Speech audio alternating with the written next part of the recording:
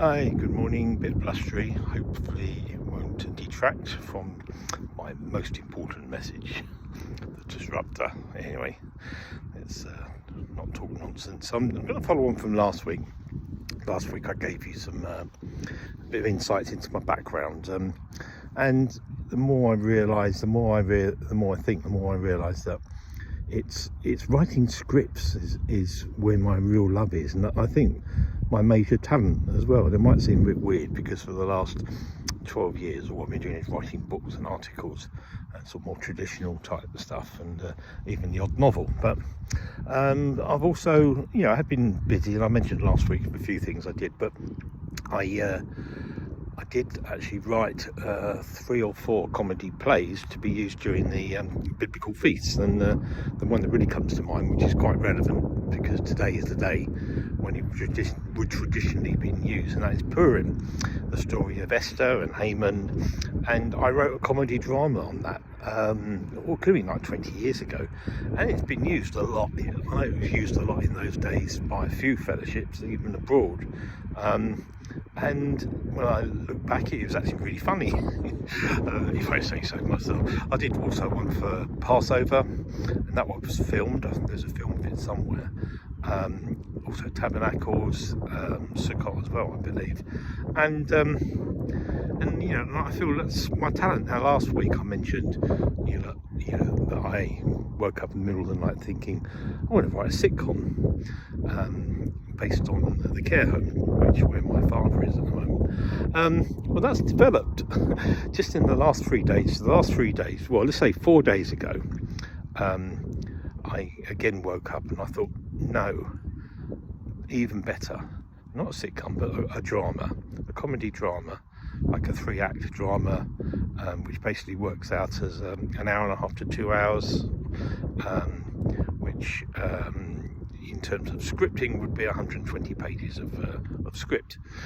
Not too daunting, I've done it before, but then plotline came to me, and then another plotline, and then characters and scenarios and visual gags and all sorts of stuff, and it's all suddenly poured into me. And I said last week, if the Lord really wanted me to do it, and it's usually when I'm on a roll like this, I just sense that God is there. And the one thing that I do when I write, which is very unusual, particularly with things like this, is that I don't plot or plan.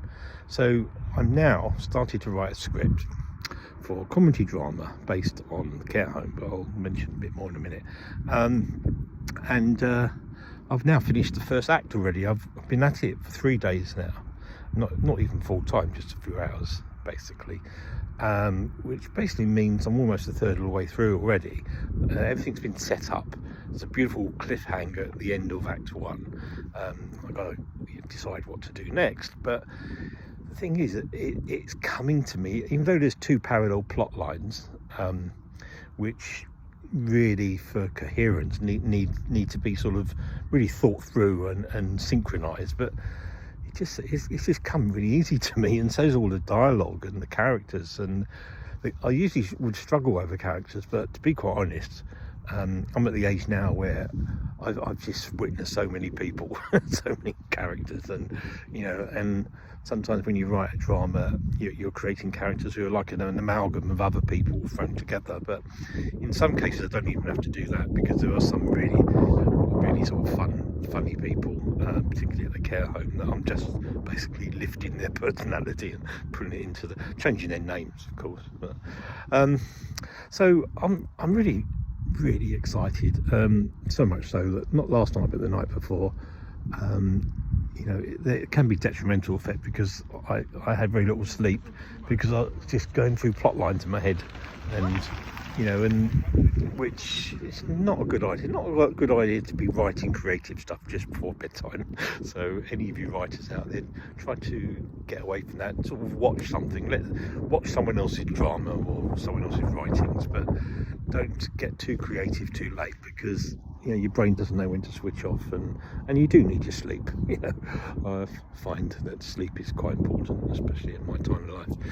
But anyway, so I'm calling it at the moment, I'll tell you forgotten what I'm calling it. It's the name of the care home, Ash Heights, I think, Ash Heights. And very briefly, what it basically is there's a double plot. Okay, so there's the care home with all the shenanigans that goes on there, and there's a lot of real comedy moments, and some of them are from actual things that have happened. That would have worked well as a sitcom, with little episodes of different scenarios each week with a sort of an ensemble cast. But for a film, for a drama, you need a solid plot. You need intrigue and things going wrong, and heroes and villains and all that sort of stuff. And well, I've got that now, because I have a parallel plot, and the parallel plot is set in the near future, where the government have commissioned places where anyone who perhaps is too anti-woke or been referred for reprogramming in the way of, remember Winston Smith from 1984, maybe not as drastic as that, but that type of thing. And so they're processed in these places, and that is like the parallel plot. And the idea is that right at the beginning of the drama, you've got our hero, Dave, and he just become Christian, and he's at like a Hillsong type concert with a girlfriend. He leaves early, he goes out of the building, walks down the road, and is promptly kidnapped by these two great big hulky burly blokes, and he ends up in a place where he's processed. And to cut a long story short, it's actually at the care home. And at the end of Act 1, the two heroes, and I haven't mentioned the other one, they meet each other. They realise that the care home and the institute are actually sharing the same building. So more about that maybe next week, but I've just realised I've gone over my time. I wanted to keep it down to under 7 minutes. So until next week, goodbye.